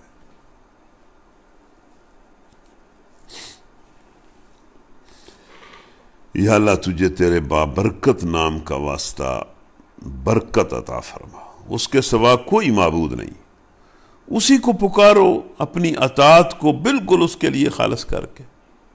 ساری تعریف اسی اللہ رب العالمین کے لیے۔ اے نبی ان لوگوں سے کہہ دو کہ مجھے تو ان ہستیوں کی عبادت سے منع کر دیا گیا ہے جنہیں تم اللہ کو چھوڑ کر پکارتے ہو، جبکہ میرے پاس میرے رب کی طرف سے بینات آ چکی ہیں۔ مجھے حکم دیا گیا ہے کہ میں رب العالمین کے آگے سر تسلیم خم کر کے رکھوں۔ وہی ہے جس نے تم کو مٹی سے پیدا کیا، پھر نطفے سے، پھر خون کے لوتھڑے سے، پھر وہ تمہیں بچے کی شکل میں نکال لاتا ہے، پھر تمہیں بڑھاتا ہے تاکہ تم اپنی جوانی کو پہنچو، پھر اور بڑھاتا ہے تاکہ تم بڑھاپے کو پہنچو۔ سارا وہی کرتا ہے، اور تم میں سے کوئی پہلے ہی واپس بلا لیا جاتا ہے۔ یہ سب کچھ اس لیے کیا جاتا ہے تاکہ اللہ نے جو تمہارا وقت مقرر کیا ہے وہ پورا ہو، بچپن، جوانی، بڑھاپا، کوئی پہلے گیا کوئی بعد میں گیا۔ اور اس لیے کہ تم بات کو سمجھو، وہی ہے زندگی دینے والا اور وہی موت دینے والا ہے، وہ جس بات کا بھی فیصلہ کرتا ہے بس ایک حکم دیتا ہے کہ ہو جا، اور وہ کام ہو جاتا ہے۔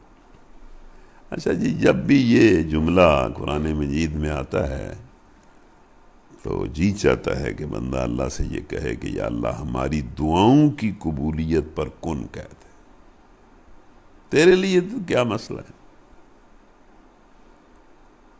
تو نے تو کون نہیں کہنا۔ اب اس امت کی یا اللہ جو حالت ہے وہ کتنی خراب حالت ہے، تو اس حالت کو بدلنے کا ارادہ فرما اور کن کہہ دے، اور ایسے بندے اٹھا۔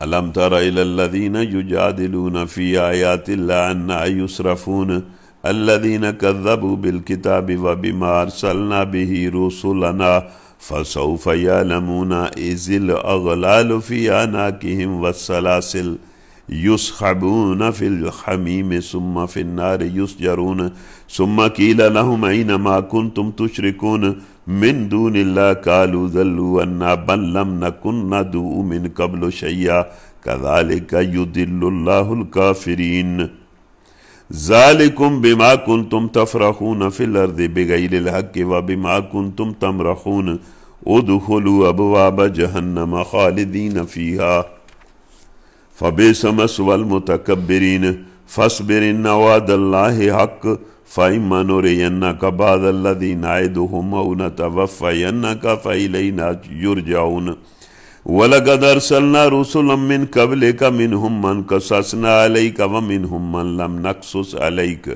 وَمَا كَانَ لِرَسُولٍ أَن يَأْتِيَ بِآيَةٍ إِلَّا بِإِذْنِ اللَّهِ فَإِذَا جَاءَ أَمْرُ اللَّهِ قُضِيَ بِالْحَقِّ وَخَسِرَ هُنَالِكَ الْمُبْطِلُونَ۔ تم نے دیکھا ان لوگوں کو جو اللہ کی آیت میں بحثیں کرتے ہیں، جھگڑتے ہیں۔ یہ لوگ جو اس کتاب کو اور ان ساری کتابوں کو جھٹلاتے ہیں جو ہم نے اپنے رسولوں کے ساتھ بھیجی تھیں، ان قریب انہیں معلوم ہو جائے گا جب توق ان کی گردنوں میں ہوں گے، زنجیریں جن سے پکڑ کر وہ کھولتے ہوئے پانی کی طرف کھینچے جائیں گے اور پھر دوزخ کی آگ میں جھونک دیے جائیں گے۔ پھر ان سے پوچھا جائے گا کہ اب کہاں ہے اللہ کے سوا وہ دوسرے خدا جن کو تم شریک کرتے تھے؟ وہ جواب دیں گے کہ وہ تو سارے کھوئے گئے، اور آج ہمیں سمجھ آ رہی ہے کہ ہم جس کو پکارتے رہے ہیں جن کو، وہ تو کچھ تھے ہی نہیں۔ اس طرح اللہ کافروں کا گمراہ ہونا بالکل واضح کر دے گا۔ ان سے کہا جائے گا یہ تمہارا انجام اس لیے ہوا ہے کہ تم زمین میں غیر حق پر مگن تھے اور پھر اس پر اتراتے تھے۔ اب جاؤ جہنم کے دروازوں میں داخل ہو جاؤ، ہمیشہ تم کو وہی رہنا ہے۔ بہت ہی برا ٹھکانہ ہے متکبروں کا۔ پھر فرمایا ہے نبی صبر کرو، دوبارہ اللہ کا وعدہ سچا ہے۔ اب خواہ ہم تمہارے سامنے ہی ان کو برے نتائج دکھا دیں جن سے ہم ان کو ڈرا رہے ہیں، یا اس عذاب سے پہلے ہم تمہیں اٹھا لیں، ان کا مقدر تو بہرحال عذاب ہی ہے۔ اے نبی، تم سے پہلے ہم بہت سے رسول بھیج چکے ہیں جن میں سے بعض کے حالات ہم نے تم کو بتائے ہیں اور بعض کے نہیں بتائے۔ کسی رسول کی بھی یہ طاقت نہ تھی کہ اللہ کے اذن کے بغیر خود کوئی معجزہ لے آئے۔ مطلب یہ جو تم بار بار معجزے کی بات کرتے ہو تو یہ بہرحال تمہارا اختیار تو نہیں ہے۔ پھر جب اللہ کا حکم آ گیا تو حق کے مطابق فیصلہ کر دیا گیا، اور اس وقت غلط کار لوگ خسارے میں پڑ گئے۔ یعنی معجزے کو کھیل کے طور پر تو ہم نہیں دکھاتے، جب معجزہ اس طرح کا دیکھ کر لوگ انکار کرتے ہیں تو پھر تو فیصلہ آ جاتا ہے۔ اللہ الذی جعل لکم الانعام لترکبوا منہا ومنہا تاکلون ولکم فیہا منافع ولتبلغوا علیہا حاجتا فی صدورکم وعلیہا وعلی الفلک تحملون ویریکم آیاتہ فأی آیات اللہ تنکرون افلم یسیروا فی الارض فینظروا کیف کان عاقبۃ الذین من قبلہم كانوا أكثر منهم وأشد قوة وآثارا في الأرض فما أغنى عنهم ما كانوا يكسبون فلما جاءتهم رسلهم بالبينات فرحوا بما عندهم من العلم وخاق بهم ما كانوا به يستهزئون فلما رأوا بأسنا قالوا آمنا بالله وحده وكفرنا بما كنا به مشركين فلم يكن ينفعهم إيمانهم لما رأوا بأسنا سنة الله التي قد خلت في عباده وخسر هنالك الكافرون۔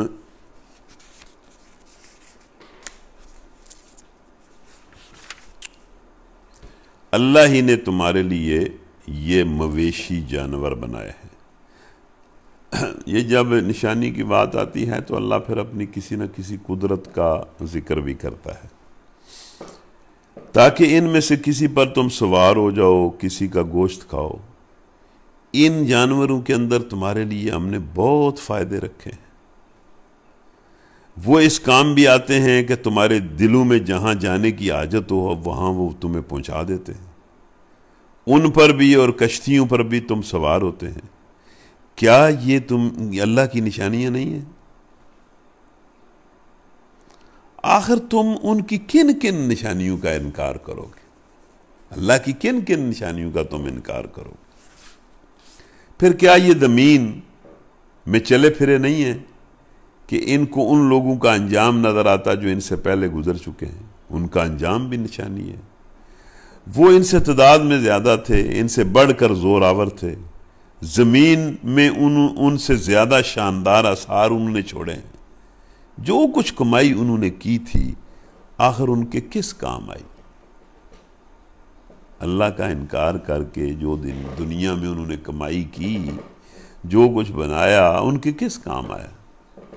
جب ان کے رسول ان کے پاس بینات لے کر آئے تو وہ اسی علم میں مگن رہے جو ان کے اپنے پاس تھا، یعنی اپنے فلسفے، سائنس، اپنے قانون، اپنے دنیاوی علوم اور اپنے پیشواؤں کے گھڑے ہوئے مذہبی افسانے، اسی کو انہوں نے علم سمجھا، اور انبیاء علیہ السلام کے لائے ہوئے علم کو انہوں نے بالکل معمولی سمجھ کر ایک طرف رکھ دیا۔ آج بھی دیکھیں نا کہ یہ قرآن اور سنت کا علم جو ہے اس کو تو لوگ کوئی حیثیت دینے کے لیے تیار ہی نہیں، اور باقی علوم کے پیچھے لگے ہوئے ہیں اور سمجھتے ہیں انہی کے اندر سارا فائدہ ہے۔ یہ ہے نا کہ جب ان کے رسول ان کے پاس بینات لے کر آئے تو وہ اسی علم میں مگن رہے جو ان کے اپنے پاس تھا، اور پھر اسی چیز کے پھیر میں آ گئے جس کا وہ مذاق اڑاتے تھے۔ جب انہوں نے ہمارا عذاب دیکھ لیا تو پکار اٹھے کہ ہم نے مان لیا ایک اللہ وحدہ لا شریک کو، اور ہم انکار کرتے ہیں ان سب معبودوں کا جنہیں ہم شریک ٹھہراتے تھے۔ اسی وقت کہنے لگے، مگر ہمارا عذاب دیکھ لینے کے بعد ان کا ایمان ان کے لیے کچھ بھی فائدہ مند ثابت نہ ہوا۔ جب عذاب آ جائے تو پھر ایمان لانے کا کیا ہے؟ کیونکہ یہی اللہ نے ضابطہ مقرر کیا ہوا ہے جو ہمیشہ ان کے بندوں میں جاری رہا ہے، یعنی یہ کہ توبہ اور ایمان بس اسی وقت تک فائدہ دیتا ہے جب تک آدمی اللہ کے عذاب یا موت کی گرفت میں نہیں آ جاتا۔ عذاب آ جانے یا موت کے آثار شروع ہو جانے کے بعد ایمان لانا یا توبہ کرنا اللہ تعالیٰ کے ہاں مقبول نہیں ہے۔ یا اللہ ہم ایمان لاتے ہیں، ہم توبہ کرتے ہیں، ہمارے ایمان کو بھی قبول کر، توبہ کو بھی قبول کر۔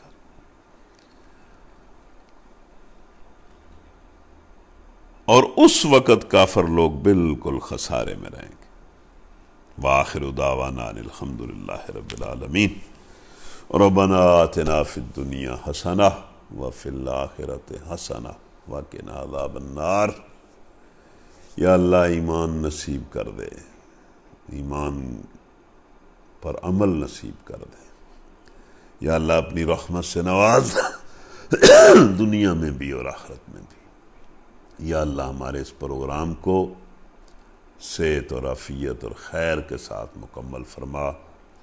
یا اللہ ہمیں رمضان نصیب کر، اور یا اللہ اس رمضان کو ہمارے لیے غیر معمولی بابرکت بنا، دنیا کے اعتبار سے بھی اور آخرت کے اعتبار سے۔ آمین برحمتک۔